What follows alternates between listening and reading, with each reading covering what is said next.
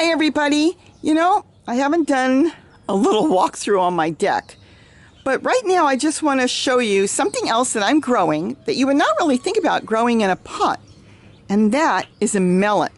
And that's over there, and I'm going to take you over there and I'm going to have you see how I'm growing one single melon on my deck that's growing fruit in a small pot. Let's walk over there and take a look at the melon. Here's a Korean melon. I stuck one seed in there and it grew, and then something chewed it, so I put some tulle here, and see how it grew off to the side? It sent multiple shoots, and I've got it going one way, it's going that way, then I've got it going this way. And I wanted you to see how the flowers grow. Look at this. It seems like each stem has at least 2 flowers. This, let's see if I can get you in there. Okay, this is a male flower, and that one is a female flower. And I've noticed that in a lot of places. The flower that fell off here was a male, there's the female, so there's the fruit. Let's see over here if it's the same. Yeah, this one has a female, and that one probably a male. But I think that's fascinating. Now see, there's 2 coming up right here. Let me see if I can get you in here. See where my finger is here? Let me move this over. See right here? That's a female. That teeny one's a female, and this one I can see is a male. The female's got the little bubble there. See, there's the little bulb? That's the female. There's another female down here. And this one is a male. See, on the same stem, same area, you've got a male and a female side by side. I'm fascinated with that. Mother Nature's wonderful. Look at that. So here you've got both. You've got a male and a female. So this is growing in this little pot here on the deck. Got this flower pot that's sitting on that. That one's upside down so it doesn't go deep. I just have it off the ground so the dogs wouldn't eat it on my deck. And this has got just some wood chips and some soil from the garden. And I also dump a lot of food scraps right in there. I've been just digging a hole. If I have leftover cereal or anything, just got some dry cereal you don't like, mix it with water and dump it in. The water will help it to start to break down. And look at the fruit there. How big that fruit is. And look at here.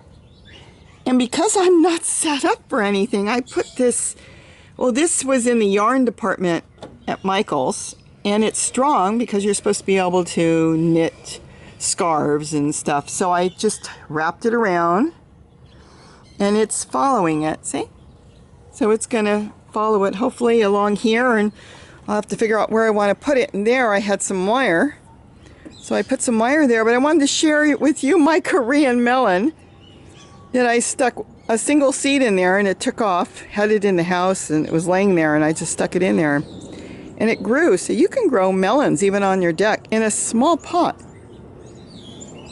And again, the only food you have to feed it once you plant it is whatever you've got. If I've got banana peels or leftover cucumber skin or squash skin or whatever I'm eating, I just dig a hole right inside the pot there and put whatever food matter I've got, and then I cover it up and I put a little tulle over it in case a rat comes by, let's say at night, because it is on my deck. Well, they don't like the feel of the tulle because this fine tulle, it gets stuck in their nails, and then they get stuck and they pull on it, so they don't like it. That's why sometimes they find it dragged off, because they probably got stuck and took off running.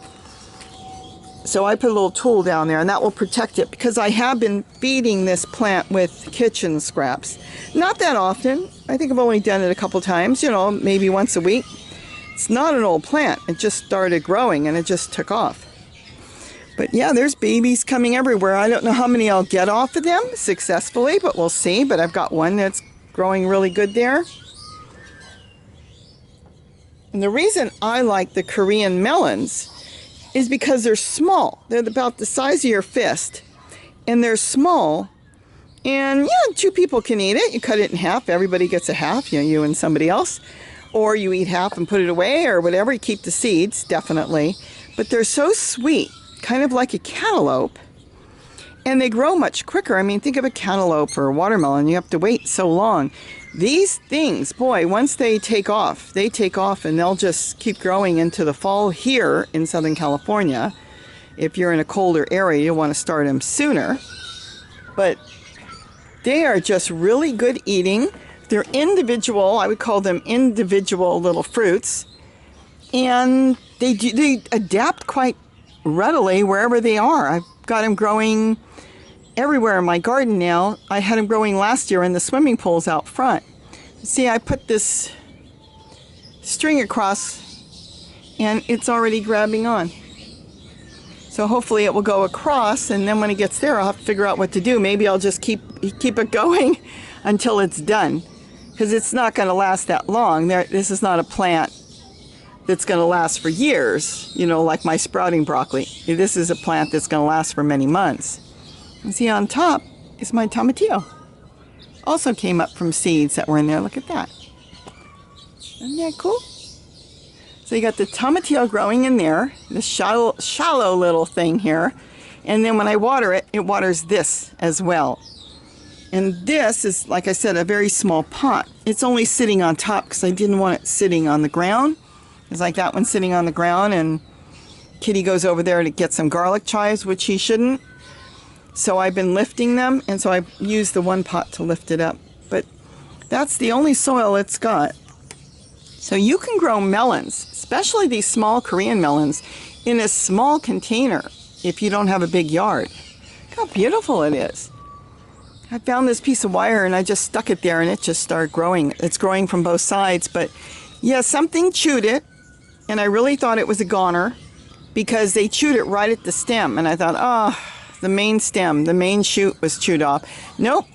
It ended up sending off, I think, 3 separate shoots from the stem. So where it got chewed, it sent 3 off on the tip. And now I've got this one going this way and 2 going back there.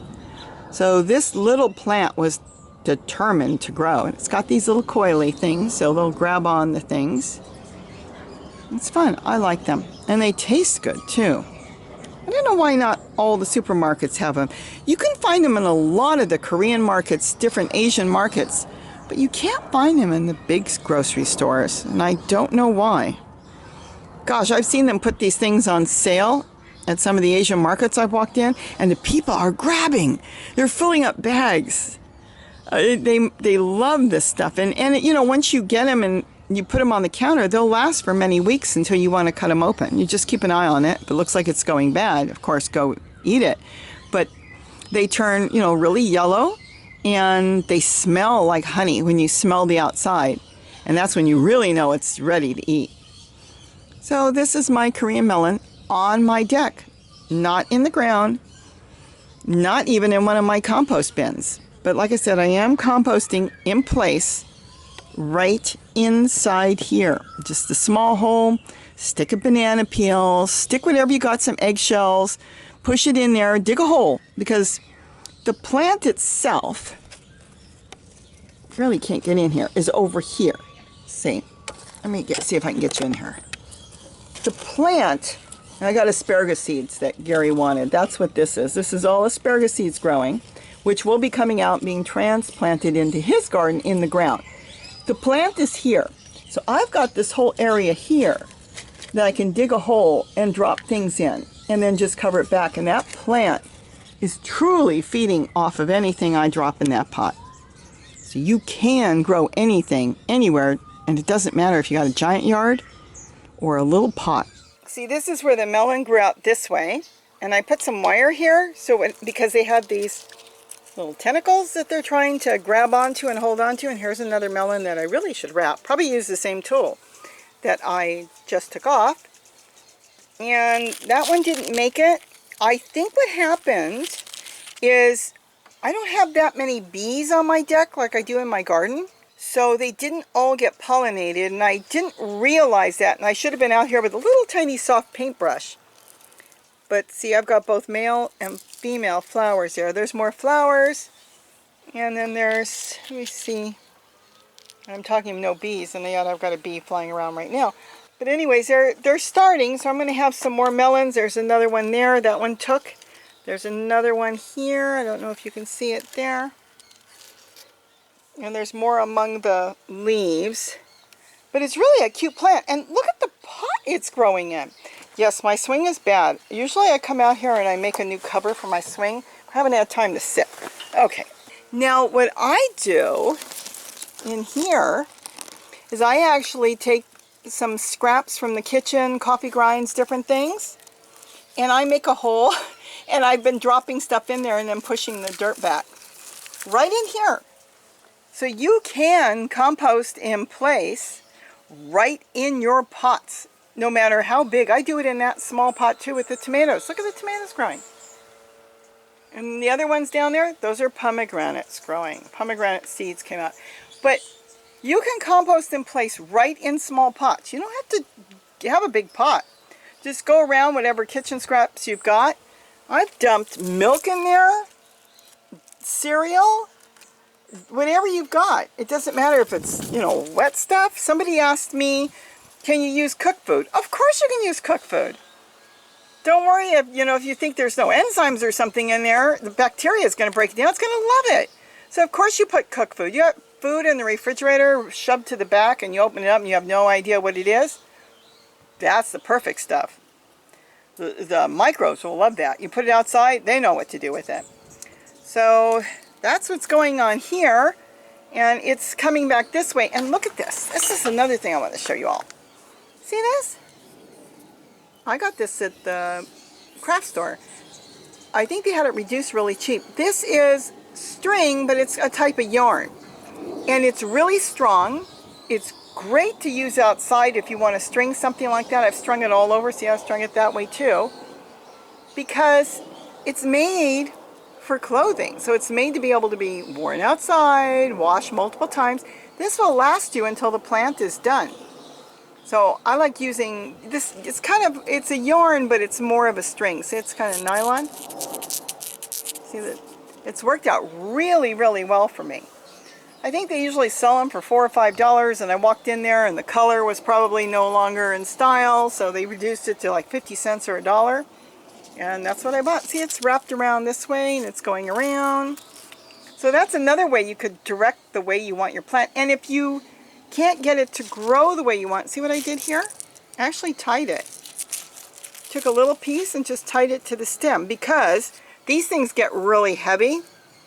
So I just gave it a little support and just took a piece of, let's say it's yarn. Took a piece of yarn, grabbed the bottom and tied it to the string.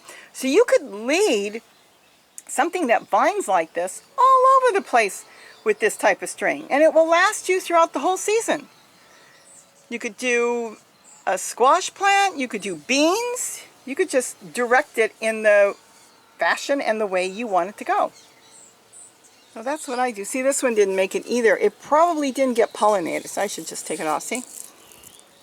This was a female flower, but my guess is there really isn't too many bees up here. And I started to pollinate with the brush. Just take a soft brush and go inside the male plants and then go back inside the female plant with a brush. And it will work, but I just haven't done it that much. In fact, let's see what's here. Let's see if we can, let me scoot you over to the other side. Those are both male flowers, so I'm not going to bother right now. But if I found the female flower, you know what? Let me go get a brush and I'll show you what I do. Okay, I've got my brush. Bear with me. I've got a brush in one hand and a camera in the other. Whoops. See, what you would do is go inside with a very soft brush. And there's pollen in there. You may not see it, but that's all it takes. The bee goes in there. He's collecting pollen, nectar, whatever he can find in there. Now let's go over to the female. Now that's a female flower. You just go back inside. See the little bubble on it? There's two females. That one looks like it made it. And now we're just going to help this one out. And that's what you do with zucchini and different squash. Just make sure you can get in there. And try to get a really tiny soft brush. And this is how you would self-pollinate, especially your melons, if you think that it's not being pollinated, or any type of squash. Even cucumbers, you can do it with cucumbers too. Hi everyone, I am on my deck. So I am going to harvest a Korean melon today. And the way I know it's good is I've smelled it. Now of course you could harvest it a little early and let it sit, and it's got its proper enzymes and everything, so it would slowly break down and get sweeter. But I like leaving it on where it smells good. It smells like honey. It's just, well, it smells sweet. So let's go get this harvested. This one, there's another one here. That one's got a little bit of green to it and doesn't have that really sweet smell that one's got. So we're going to go with one. And notice I covered it with tulle because it's so good that, oh yes, we're out in the open. A rat or a mouse or even a tree squirrel can come down here and take my melon off the plant. They've already chewed it. In the center, I came out one day, and I don't know if you can see it in here, they chewed it off. So I thought this plant was a goner. And I never thought it was going to come back. So what I did was I laid some tulle, let's see if I can get you in there. I laid some tulle on top of the plant, you know, around where the stem was, and what it ended up doing was it sent out multiple stems since it was cut off, and some went that way and some went this way. So it's got, let me see how many stems it did end up growing. 3. It ended up growing 3 stems off the one because it got chewed off by a rat, I think. So now I've got melons growing both ways. So let's get this harvested and then we'll get it in the house. Now, as I've talked about the tulle, when you use the tulle, wrap it around, and you can use masking tape is wonderful to use, but you can use masking tape, yarn, twisties like you get off of your bread or whatever, wire, you know, whatever you want to use to attach it. Boy, that's really attached to the plant. It's very sticky. It's got like, feels like little thorns, and I'm a little sensitive to that sometimes. But see, you don't throw this away. Just throw this in a bucket or whatever and you reuse it. For now, I'll just throw it in the center. But there it is. We're going to take it off. Let's see, can you see it? Oh yeah. Right by the stem. If I was going to store it, you'd want to leave a longer stem. That's how you do squash, because you don't want to cut it too short, because if you cut it too short on a squash, it could start to break down the squash quicker. You know, bacteria might get into it. That's not supposed to be there and rot it quicker than you want. But with this, it doesn't matter. Smells so good. So we're going to get this eaten. And what you see growing in here, this hairy stuff, it kind of looks fine. Looks like a plant that belongs in water. That's asparagus seeds.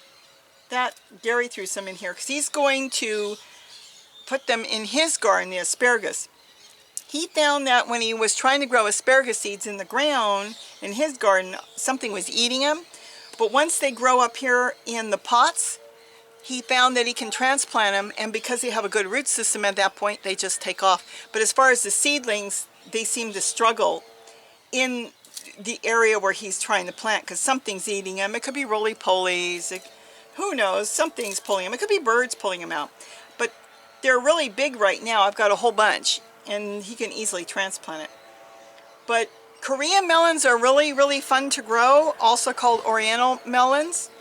And what we usually do is we have bought the melons themselves at some of the Asian markets, and the seeds are very viable. They grow.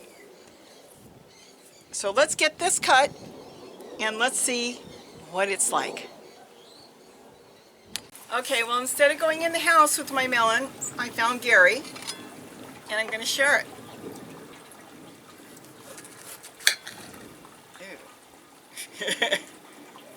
Maybe we'll eat the other one instead. Is this all right to use? Yeah. So I had 2 of them. And we're going to save the seed. And you eat the skin? I don't eat the skin. Yeah, I eat the skin on home grind. I don't like the taste. masking tape. This one looks better than the other one. The other one I left too long on the plant. The seeds are really small in this one. But, oh, that's right. Sometimes they are really small. My goodness, there's so many seeds. How does it taste? Tastes good. Kind of like or honeydew? Yeah, Honeydew, cantaloupe. Yeah, very much like a honeydew.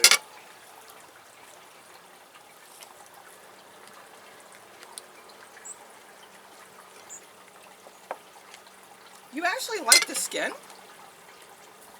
Yeah, too hard. Nah, because it's not like an apple. It's a melon skin. These are the seeds. I'm going to save the seeds. All I have to do is wash them and dry them and put them away until spring, and then stick them in the ground. The skin is a little tough on this one. Sometimes they're not as tough. I should have brought a smaller knife, and then I could have peeled it. But that's it. Just wanted to show what it looks like on the inside. It's kind of white. I'm going to grab this, don't cut me. And the seeds are in 3 rows like that. And now I can collect them. There's like probably 100 seeds in here. And they grow really good. They grow really fast. And that's why I like them, because they're small. And if you have a watermelon or a cantaloupe, it takes longer. It's got to grow bigger and bigger. These get to, you know, they can be small or bigger, and they grow really good. I've got them still all over the yard.